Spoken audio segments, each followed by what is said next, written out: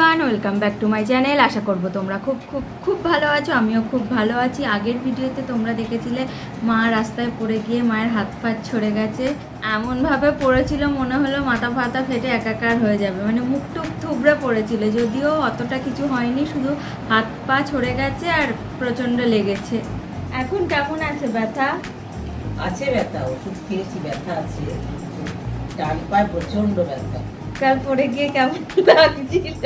হ্যাঁ, তখন মনে হলো খপ করে একটা বড় বোয়াল মাছ হলো। মানে তখন আরেকটু হলে মনে হয় ভবলীলা সাঙ্গ হয়ে যেত। ভবলীলা সাঙ্গ ওইভাবে না, হয়তো কপাল ফাটতো বা থুতনি ফাটতো। মুখ থুবড়েই তো পড়েছিল। মুখ থুবড়ে পড়ে চট করে মুখটাকে আমি করে নিয়েছি, ঘুরিয়ে নিয়েছি। আর বোঝো কাণ্ড। পড়ে গিয়ে আমি ফাইলও ফেলিনি, টাকার ব্যাগও ফেলিনি, কিছু ফেলিনি। এদিকে সে আনা আছে, টাকার ব্যাগটাকে ফেলেনি। উঠে আমি দেখছি, আমি কিন্তু এখন ওই ফাইলটা খুলে দেখিনি যে আমার ভোটার আই কার্ডটা পড়ে গেছে।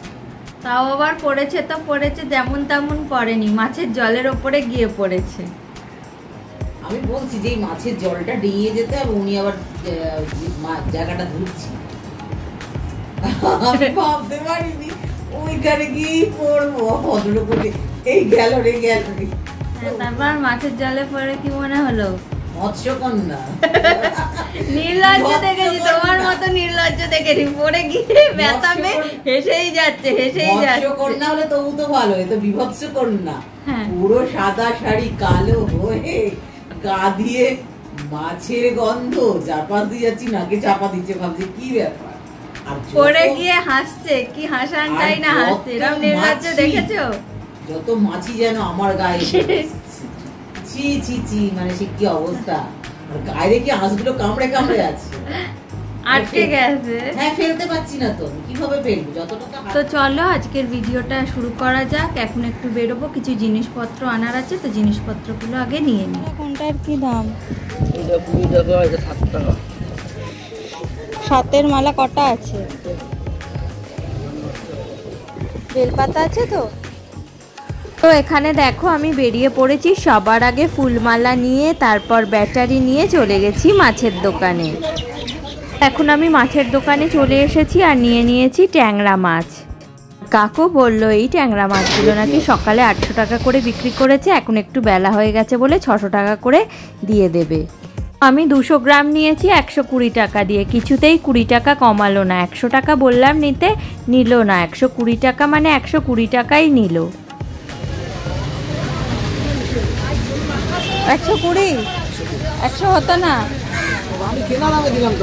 আমি তো জিনিস নিয়ে চলে এসেছি। এবার সার্ফ প্যাকেট হালকা। সার্ফের প্যাকেট এত বড়, আর সার্ফের কৌটোটা এই অবস্থা, এত ছোট।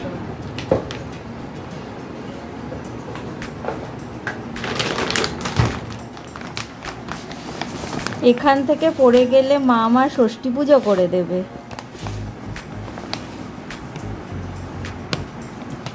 পরে নিয়ে যাত্রায় বেঁচে গেছি। এই যা, ও মা সার্ফ ফেলে দিয়েছি। সার্ফ মুখ, যে সার্ফটা পড়েছিল মোটামুটি পরিষ্কার করে দিয়েছি, মাও কিছুটা করে দিয়েছে। এখন এটাকে আটকে রেখে দিই। তো চলো এবার ব্রেডগুলো সেঁকে নিই। পিস করিয়েই নিয়ে চলে এসেছি, এবার এগুলোকে সেঁকে নেব।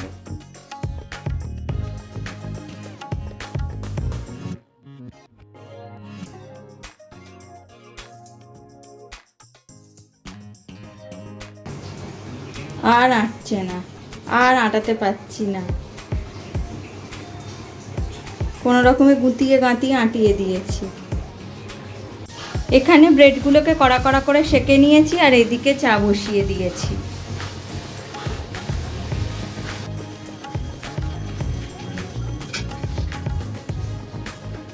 ব্রেড সেঁকা তো হয়ে গেছে, তো এখন গরম গরম ব্রেডে ঠান্ডা ঠান্ডা বাটার লাগিয়ে নিই। মাছ তো আমি এনেছি, সেগুলো পরে দেখাচ্ছি। কিন্তু যেই মাছগুলো সকালবেলায় 800 টাকা করে বিক্রি করলো, সেই মাছগুলো কি কেউ নিজেদের লস করে 600 টাকায় দিয়ে দেবে কি জানি বাবা। এখন শরীর ঠিক আছে? মোটামুটি। ব্যথা কমেছে? আছে।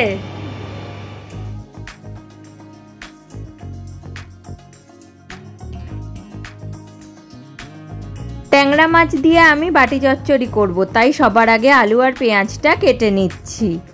পিলারটা কোথায় রেখেছি কিছুতেই খুঁজে পেলাম না, মনেও করতে পারছি না, তাই বঁটি দিয়েই কাজ চালিয়ে নিলাম।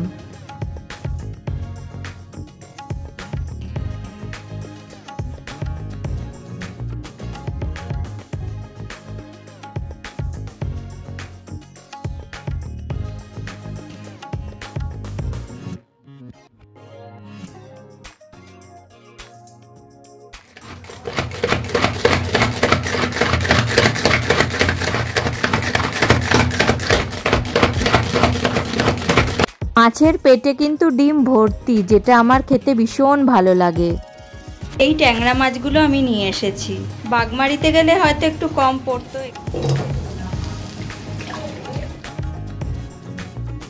দেখো আমি এখন ট্যাংরা মাছের বাটি চচ্চড়িটা বসিয়ে দেবো। আজকে ট্যাংরা মাছের বাটি চচ্চড়ি করব, শটে শটাং ভাজতেও হবে না, কিছুই না, সব কিছু একদম সেদ্ধ দিয়ে বসিয়ে দেবো। কড়াইতে আগে আলু, পেঁয়াজ, লঙ্কা কুচি সব দিয়ে দিয়েছি, রসুনটাও বেটে রেখে দিয়েছি। আলুটা সেদ্ধ হয়ে গেলে সবার লাস্টে মাছ আর সর্ষের তেল ওপর দিয়ে ছড়িয়ে দেব।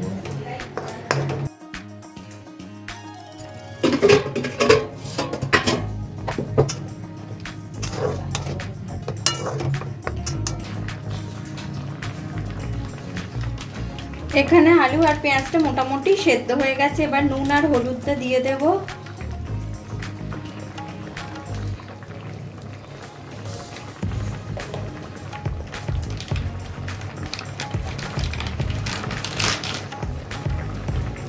একটু লঙ্কার গুঁড়ো দিয়ে দেব।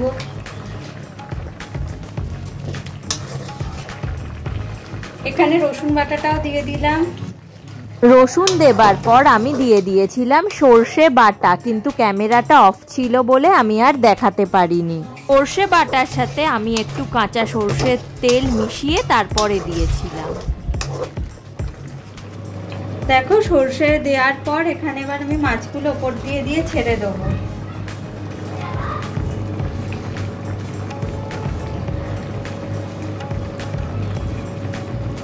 আর এই মাছটা এইরকম ভাবেই হয়, যারা কাঁচা খেতে পছন্দ করো না এটা তাদের জন্য কিন্তু নয়, আমি এইভাবেই খেতে ভালোবাসি।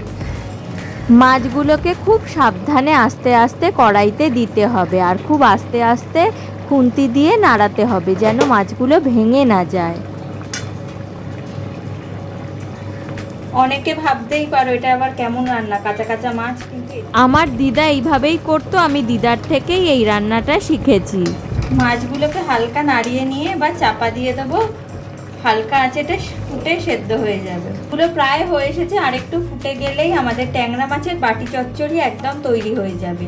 আর আমাদের ট্যাংরা মাছের বাটি চচ্চড়ি কিন্তু এখানে এইভাবেই খায়।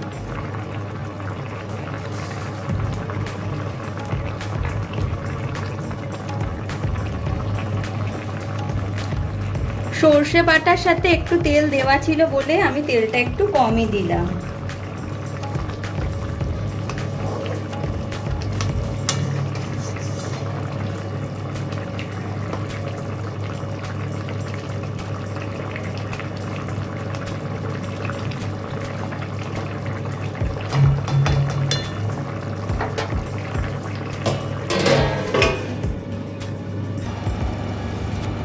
ওইদিকে রান্না হয়ে গেছে আর এদিকে আমি জল ভরা শুরু করে দিয়েছি। এই কাজটা আমার করতে ভীষণ বিরক্ত লাগে। মা কিছু বলতে চাও? বলো। কাজটা তো করতে ইচ্ছা করে বল, সেটাই আমি জানতে চাইছি। একটাও না যে এটা আমি পছন্দ করি, সেটা হলো মোবাইল নিয়ে বসে থাকা। আহা কি দিচ্ছে।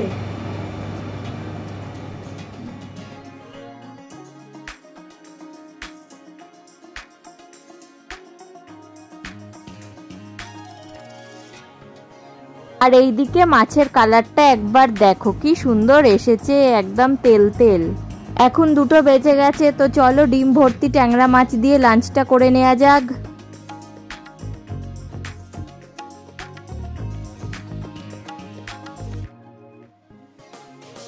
এখন সন্ধেবেলা হয়ে গেছে আর আমার একটা শর্ট ভিডিওর জন্য আমি অঙ্কিতাকে ডেকে নিয়েছি। এখানে আমাদের শর্ট ভিডিওর কাজ অনেকটাই এগিয়ে গেছে আর অঙ্কিতা আমাকে অনেক সাহায্য করছে।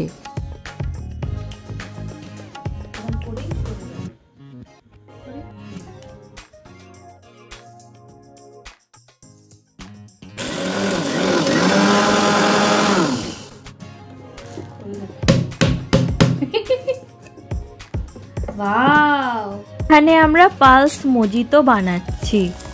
স্প্রাইট ছিল না, তাই ডিউ দিয়েই কাজটা চালিয়ে নিলাম। ওই তো হাফি করে খেয়ে